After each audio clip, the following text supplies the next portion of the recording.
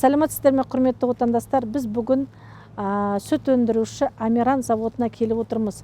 Бұл заводқа келу себебіміз микробиология және вирусология ғылыми өндірістік орталығында ой күшімен жасалған сарысу негізінде осы заводта жасалып жатқан лакта ас сусынның технологиясымен таныстыруға келіп отырмыз. Сарысу мынау сүзбе және сыр өнімдерінің қалдығы болып есептеледі.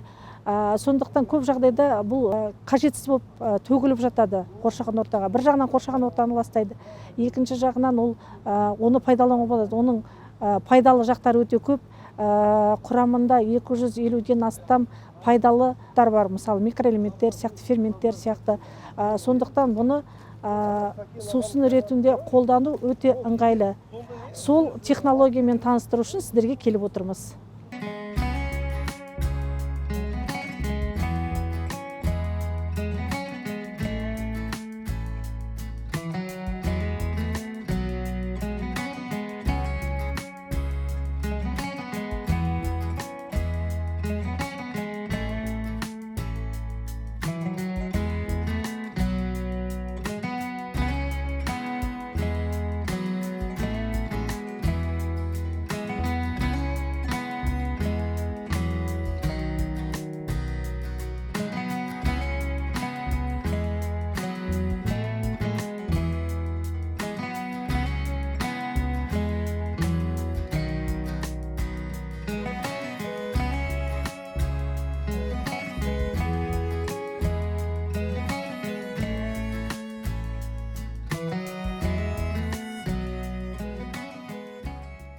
Амиран сүт өндіру заводының микробиология бөліміне келіп отырмыз.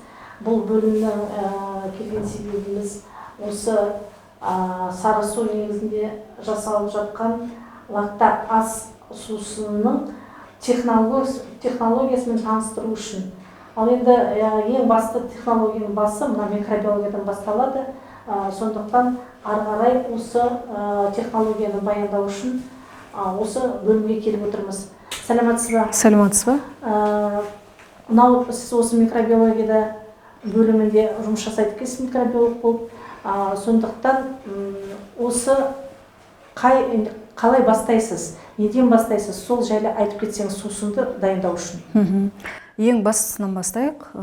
Мына лакта ас сусыны үшін ең біріншіден біз микробиология бөлімі институты бізге ұйытқылар дайындайды. Ұйытқыны кептірілген күйінде бізге дайын күйінде жібереді.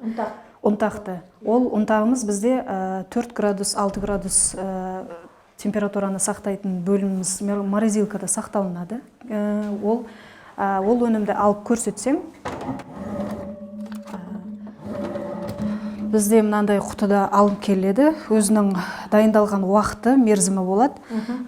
Бұл кептірілген ұйытқыны біз ары қарай сүтпен бірге жаңағы микроорганизмдерді өсіруіміз керек. Ол микроорганизмдерді өсіру үшін біз мынандай бұның өзінің үш түрлі процесі болады. Бұл ұйытқыны біз кептірілген күйінде жаңағы автоклав 121 градуста сүтті біз қайнатып аламыз. Содан кейін 37 градуста суытамыз. Содан кейін кептірілген заквасканы, ұйытқыны ұйытамыз. Ол бірінші процесс болып есептелінеді, 100 миллиграмда. Бұдан кейінгі нәрсе ұйытқыны қанша қосасыздар? Ұйытқыны 100 миллиграм сүтке бір флакон дайыны алып келгені, осы бір флакон 100 миллиграм неге сүтке ұйытылады. Бұдан 100 миллиграмдан біз 4 литр жаңағы, бұдан да үлкен екінші процесс деп аталады. Бізде жаңағы басқы маточный деп атады ғой, ең бастысы, бұдан отырғызады 4 литр сүтке. Бұл да автоклавта 121 градуста қайнатылады, 37-ге дейін суытылып барып, содан бірінші пересев жасалынады. Бұл нәрсе енді жаңағы өндіріс орнында бізде арнайы орын бар. Сол жерге 120 литр сүтті біз жаңағы пастерлейміз. 97-98 градуста, одан суытамыз 37 градусқа дейін. Сөйтіп ұйытқы 2 литр ұйытқымыз 20 литрге ұйытылады. Сіз Оның өндіріс орында көрсетуімізге болады. Бұл лабораториялық жағы көрсетіп жатырмын, өндірісте ол барып көрсек болады өндіріске. Сіз мынаны жаңағы өндіріске бересіз. Өндіріске берем, дайын күйінде. Дайын күйінде. Ары қарай оны технологтар ары қарай өздерінің лаборанттарымыз ары қарай ол жұмысты жалғастырады. Ал Нұрсұлу ханым, жаңағы біз сіздің микробиология бөлімінен келдік. Ол жерде жаңағы маточный жаңағы ұйытқыны жасадыңыздар барлығын. Енді мынау сол 4 литрді ақ кетіңіз бе? Сол ұйытқы ғой. Көлемі бар, көлемі бар. Соны алып келіп, енді өндірісте жаңа өндірістік технология басталады ғой жерде. Сусын дайындайтын технологиясы өндірісте. Соны баяндап берсеңіз. Ең біріншіден біз өндіріске келдік. Өндірісте бізде екі мынандай 120 литрлік танкерлер бар. Бұл танкерлердің өзінің қызу температурасы. Бірінші очередте температураны сақтауымыз керек. Мына трубалар арқылы шикісі түседі 120 литр көлемінде. Осы танкерлер арқылы біздің өзіміздің шик өнімдерде жаңағы 97 градусқа дейін қызады. Бұл жерде қызып пастерленеді, яғни пастерленген сүтті біз суытуымыз керек. Ұйытқының температурасы 37 болғандықтан температураны біз 90-ға пастерлеп алғаннан кейін 37 градуста біз суытамыз. Мұндағы сүтті 37 градуста суытамыз. 37 градуста суытып алғаннан кейін 120 литр сүтке жаңағы микробиология өнімдегі лабораториядағы көргеніңіздей 1 литр, 2 литр жаңағы ұйытқыны біз 120 литр сүтке саламыз. Араластырамыз. Өзінің ішінде жаңағы араластырғыш құрылғылары бар.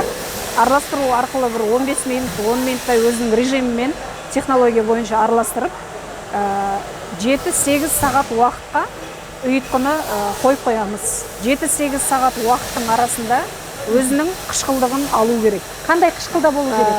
Қышқылдығы 85-90-ның арасында болады. 85-90-ның арасында қышқылдығы алғаннан кейін ол өнімді лаборанттар жаңағы үлгісін алып, өздері тексеріп отырады. Оның уақыты 6 мен 9 сағат аралығында. Қандай көрсеткіштерге тексереді? Көрсеткіштер бізде ең бірінші қышқылдығына тексереді. pH деген болады. Қышқылдығы сәйкес пе, жоқ әлде сәйкес емес пе дегендей.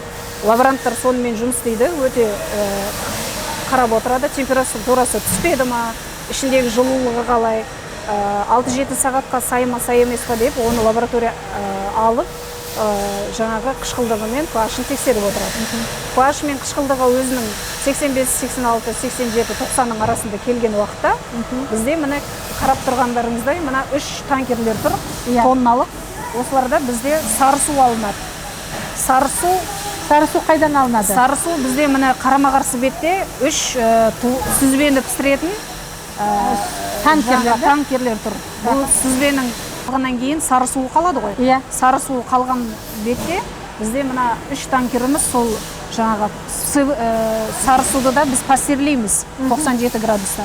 Сары су алынғаны труба арқылы келеді. Трубалардың барлығы жалған жоғарғы трубалар арқылы. Осыған келеді насос арқылы.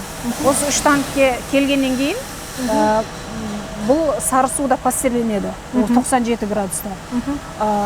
Сосын суытылады 10 градус, 12 градусқа дейін аралықта. Енді 90 градуста бізде ұйытқымыз дайын болғаннан кейін 6-7 сағат уақыттан кейін осы ұйытқы бізде түседі мына танкерлерге. Танкерлердің ішінде сары су дайын болған кезде екеуін араластыру арқылы сары судың температурасы 12 дейін түседі.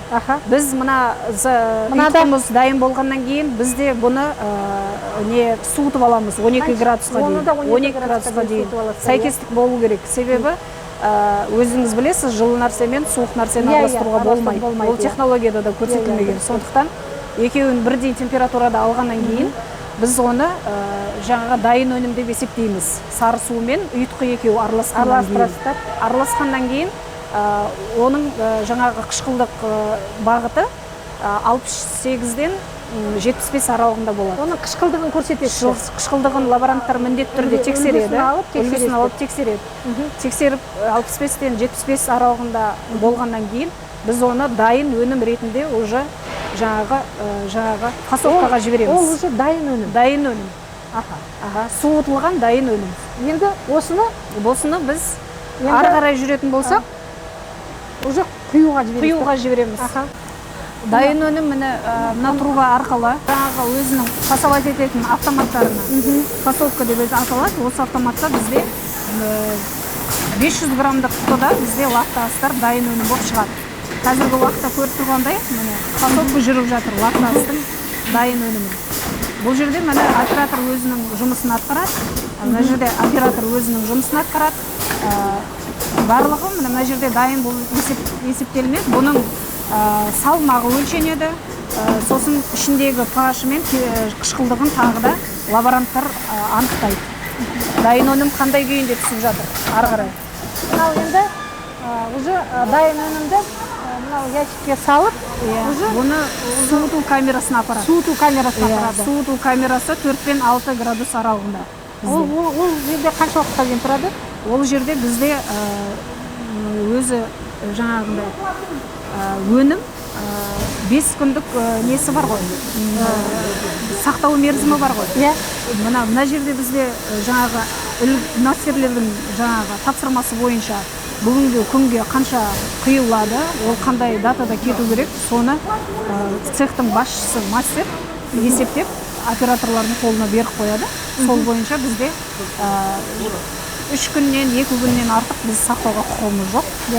Бірденен жаңағы суыту камерасына алу арқылы ол сол күнгі түнде кету керек.